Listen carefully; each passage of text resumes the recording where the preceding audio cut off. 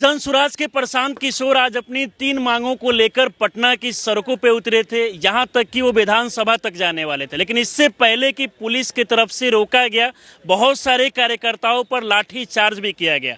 अभी हमारे साथ पूर्व आईपीएस जयप्रकाश सिंह है, जिन पर भी लाठी चार्ज हुआ है और इनको भी चोट लगा है। सर, आप भी गए हुए थे मतलब उस?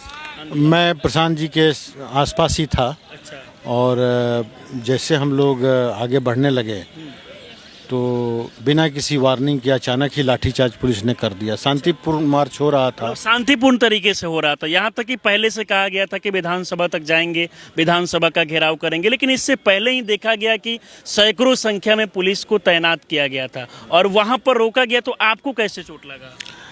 हम प्रशांत जी के आसपास ही थे और हम लोग एडवांस कर रहे थे तो अचानक को लाठी चलने लगा। हमारे बगल में एक लड़का था, उसको सिर में लगी, फिर खून बहने लगा। उसी सेम सीक्वेंस में फिर मेरे सिर पे ऐसे वार किया। अच्छा। तो अब मैं तो पुलिस में भी रहा हूँ थोड़ा सा। मुझे तो आपके सिर पर भी चोट लगा और हाथ में भी लगा? सिर पे नहीं लगा। अच्छा। वो मारा था लेकिन मैंने सेल्फ डिफेंस कर लिया। अच्छा। तो मैं तो हाथ पे अभी देखा जा सकता है कि हाथ यहाँ पर आपका लाल हुआ, तो यहाँ पर लाठी लगा है। यहाँ भी है, 2 इधर लगा है और एक हल्का पीठ पे भी लगा है। अच्छा सर, अफसोस हो रहा है कि पहले आप आईपीएस अधिकारी रह चुके हैं और आप पे पुलिस के द्वारा लाठियां बरसाया जा रहा है। नहीं, पुलिसमैन को तो नहीं पता था कि मैं फॉर्मर आईपीएस अफसर हूँ। बात इसका नहीं है कि मैं फॉर्मर आईपीएस अफसर हूँ। बात इस पर है कि शांतिपूर्ण ढंग से मार्च कर रहे लोगों पर, जो सभी यहीं के हैं, बिहार के ही हैं, क्या उनको अपनी मांग को सरकार तक रखने का अधिकार नहीं है? शांतिपूर्ण ढंग से मार्च हो रही है और आप लाठीचार्ज कर रहे हो और सिर पे मार रहे हो।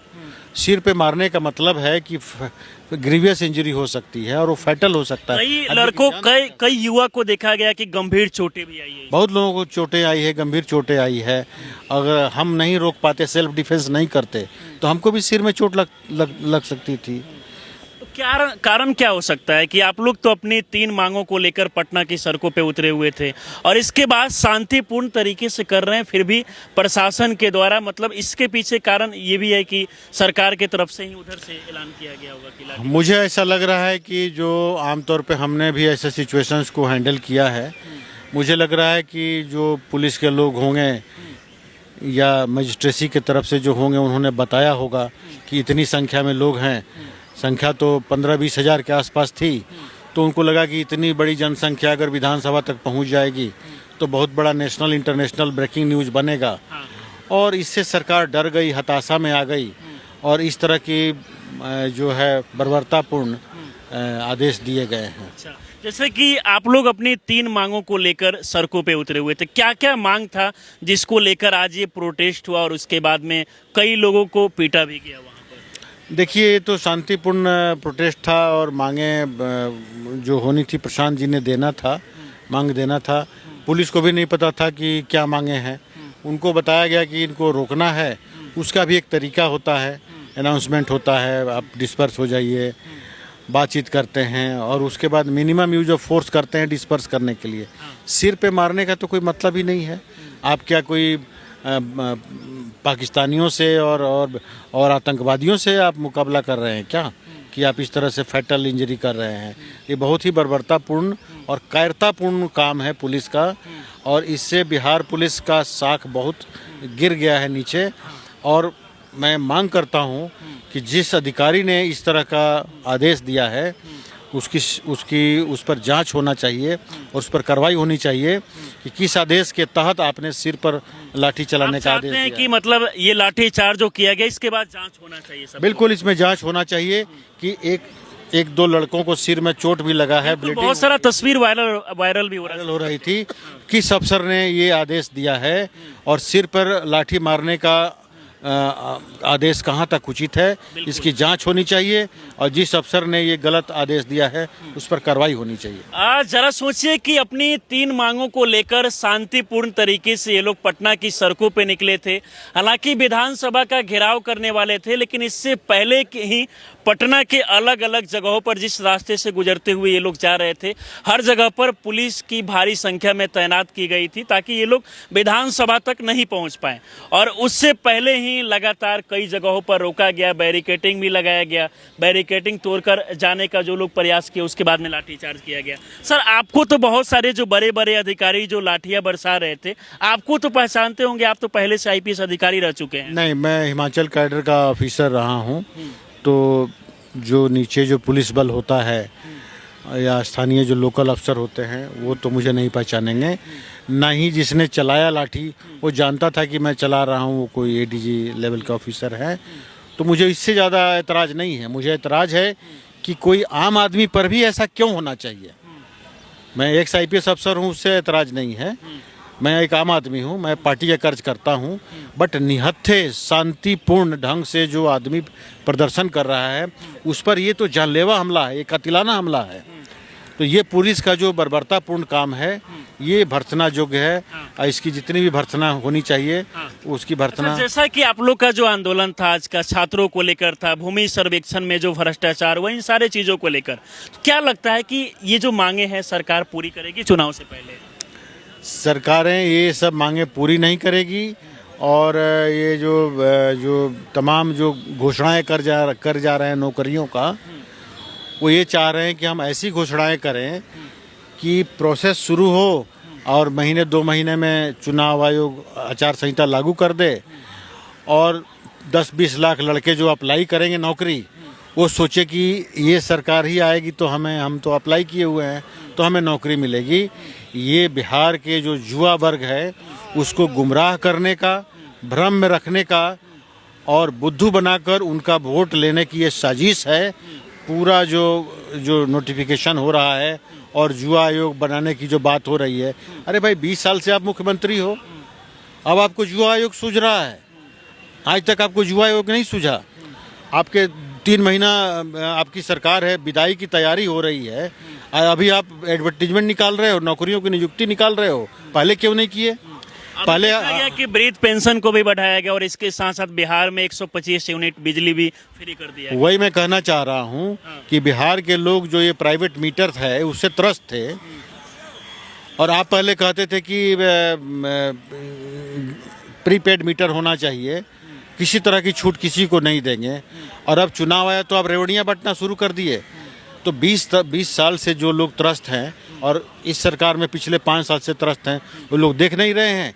ये 3 महीने के लिए आप 125 यूनिट बिजली फ्री कर रहे हैं, आपको पता है 3 महीने में आप जाने वाले हैं, तो आप आखिरी प्रयास कर रहे हैं। लगता है कि मतलब नीतीश कुमार का विदाई होने वाला है, तो इसलिए ये सब फैसले वो ले रहे हैं।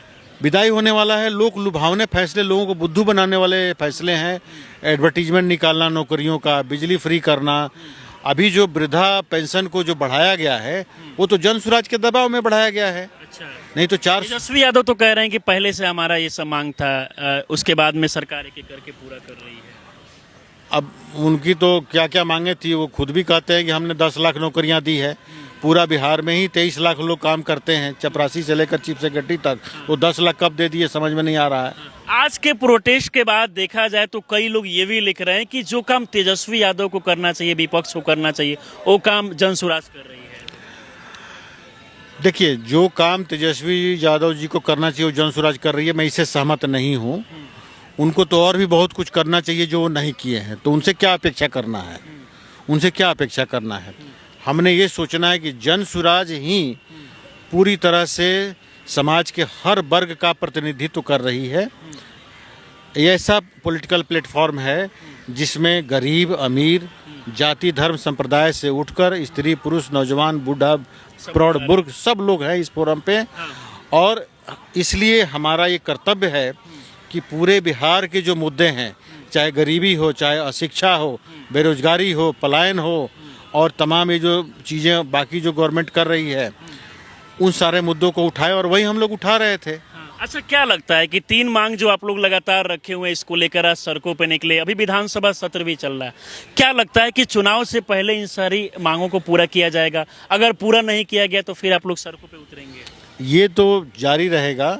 अगर सरकार नहीं मानी तो हम लोग बैठेंगे नहीं, और फिर हम लोग सड़क पर उतरेंगे। तो फिर हिम्मत नहीं हारेंगे, भले चाहे लाठी चार्ज करे पुलिस, चाहे भारी संख्या में पुलिस को तैनात किया जाए, इससे कोई फर्क नहीं? नहीं, कोई फर्क नहीं पड़ेगा। मुझे चोट लगने के बाद मैं थोड़ी देर के लिए पीछे आया, और फिर पानी वगैरह पीकर और फिर मैं चला गया था, आगे चला गया था। चोट लगने के बाद भी आप पीछे नहीं हटे, पानी पी के फिर से लग गए। अरे भाई, मैं फौजी हूँ, मैं सैनिक हूँ, मैं आईपीएस रहा हूँ, तो मुझे छोटे मोटे चोट से ज़्यादा अंतर नहीं पड़ेगा। हम लोग तो ऐसी ट्रेनिंग लिए हुए हैं, एक बार चल पड़े तो जब तक गोली खाकर गिर नहीं गए तब तक आगे बढ़ते रहते बहुत हैं। बड़ी बात कह रहे हैं कि मतलब गोली भी चाहे चले चाहे लाठी चले, लेकिन सामने से हटेंगे नहीं जो मांग को लेकर उतरे हैं। बिल्कुल बिल्कुल बिल्कुल। और ये जो आज का जो प्रदर्शन है, कहीं ना कहीं बिहार सरकार इसको देखकर भयभीत हो गई है और हताशा में ये पुलिस क्या बर्बरतापूर्ण कार्रवाई हुई है, क्योंकि उनको भी पता है कि अब पब्लिक चल पड़ी है, सिंहासन खाली करना पड़ेगा, क्योंकि जनता जनता निकल पड़ी है, निकल पड़ी है, जनता ऊब चुकी है। अच्छा, ये तो सर आज के बारे में हो गया। आपके बारे में भी अभी सोशल मीडिया पर काफी खबर चल रहा है। आप आईपीएस अधिकारी रह चुके हैं, काफी आप चर्चित है, हिमाचल प्रदेश में आप ड्यूटी भी किए हुए हैं, आईपीएस रह चुके हैं, फिर भी आप राजनीति में सर क्यों आए? नहीं, देखिए, पहली बात तो ये है कि राजनीति में क्यों आए, इसका मैं उत्तर दे दूं। समाज सेवा का एक बहुत ही पावरफुल माध्यम राजनीति भी है। अगर दिमाग में साफ सफाई है, अगर शुचिता है आपके जीवन में, आप साफगोई है और राजनीति में आते हैं, तो सेवा करने का बहुत बड़ा माध्यम है ये राजनीति।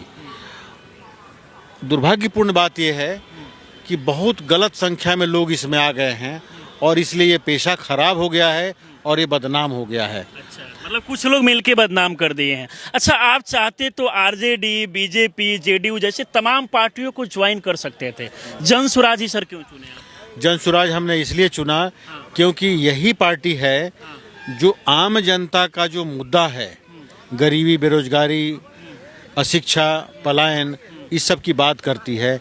बाकी लोग तो जाति, धर्म और संप्रदाय में समाज इसलिए चुने कर, इसलिए ये मेरे व्यक्तित्व को, मेरे विचार को, टेम्परामेंट को नहीं सूट कर रहा था। मुझे लगा कि हम इसमें अपना योगदान दें और अगर थोड़ा भी बिहार में बेहतरी हुआ, परिवर्तन हुआ, तो मुझे लगेगा कि मैं अपनी मातृभूमि का जो है कर्ज वो चुका रहा हूँ। चलिए, बाकी सर हमारे साथ आप जुड़े, इसके लिए बहुत बहुत धन्यवाद। आपको भी बहुत बहुत धन्यवाद, आपके दर्शकों को मैं बहुत बहुत धन्यवाद। देखिए, बाकी बिहार विधानसभा के घेराव करने के लिए 3 मांगों को लेकर प्रशांत किशोर अपनी कार्यकर्ताओं के साथ निकले हुए थे और इसमें देखा गया कि बहुत सारे छात्र, युवा भी घायल हुए और इसके साथ साथ पूर्व आईपीएस जयप्रकाश सिंह पर भी पुलिस के द्वारा लाठियां बरसाया गया, इनके हाथ में भी चोट आया है। समझ सकते हैं कि एक बड़े स्तर के अधिकारी रह चुके हैं, लेकिन इसके बाद भी नीतीश कुमार की जो पुलिस है, इन पर भी कहीं ना कहीं लाठियां बरसाई। पूरे वीडियो को देखकर आप लोग क्या सोचते हैं, अपनी राय हमें जरूर दें। हमारे साथ जुड़ रहे हैं, बहुत बहुत धन्यवाद।